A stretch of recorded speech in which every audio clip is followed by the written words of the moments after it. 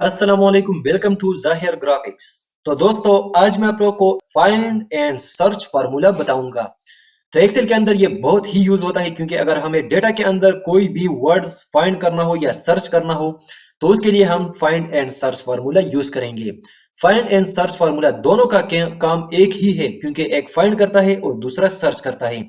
लेकिन फर्क सिर्फ ये है कि फाइंड फार्मूला जो है ये कैपिटल वर्ड्स को फाइंड नहीं करता है, और सर्च फार्मूला जो है ये कैपिटल वर्ड्स को भी और स्मॉल वर्ड्स को भी फाइंड करता है।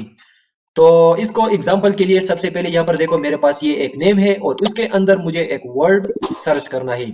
तो इसके लिए हम यहाँ पर क्लिक करेंगे, इज इक्वल टू टाइप करेंगे और यहाँ पर मैं फाइंड टाइप करूंगा। जैसे फाइंड टाइप करूंगा तो यहाँ पर आप लोग देख सकते हैं फाइंड फार्मूला आ गया है। अब यहाँ पर मैंने इस पर डबल क्लिक कर दिया और इसके अंदर आपसे बता रहा है कि आपने फाइंड टेक्स्ट, यानी आपने क्या फाइंड करना है इस सेल के अंदर।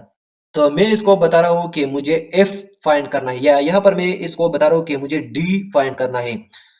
तो डी हम डबल कोट्स के अंदर टाइप करेंगे और कॉमा लगा के यहाँ पर आपको बता रहा है कि आपने वेदन टेक्स्ट सेलेक्ट करना है। तो इसके लिए हम क्या करेंगे, इसको सेलेक्ट करेंगे।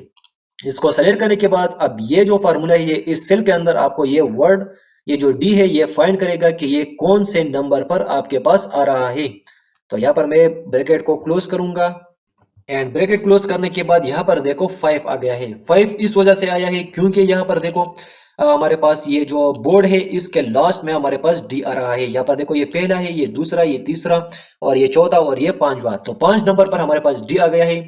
इस वजह से फाइंड फार्मूले भी यहाँ पर इसको 5 आ गया है। तो इस तरीके से आप अपने सेल के अंदर किसी भी वर्ड को फाइंड कर सकते हैं। अब सर्च फार्मूला जो है, सर्च फार्मूला भी इस तरीके से फाइंड करता है, लेकिन ये कैपिटल वर्ड्स को भी फाइंड करता है।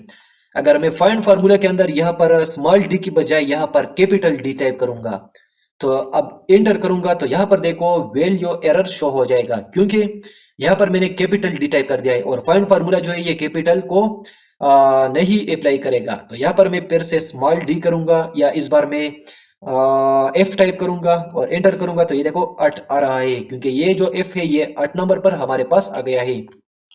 अब चलते हैं सर्च फार्मूले के अंदर। सर्च, यहाँ पर मैं is equal to search type करूंगा और टाइप करने के बाद यहाँ पर सबसे पहले बता रहा है कि आपने फाइंड टेक्स्ट। तो यहाँ पर मैं डबल कोट्स के अंदर यहाँ पर मैं टी टाइप करूंगा जो कि कैपिटल में है, और यहाँ पर ब्रैकेट को क्लोज करूंगा और यहाँ पर कॉमा लगाऊंगा। यहाँ पर इस सेल को सेलेक्ट करूंगा और ब्रैकेट को क्लोज करके एंटर करूंगा तो यहाँ पर देखो 10 आ रहा है।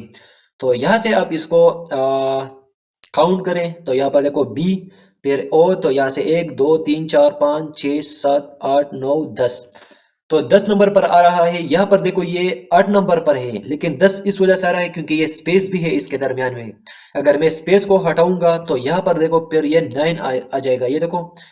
तो इस तरीके से ये सर्च फार्मूला जो है ये स्पेस को भी काउंट करता है।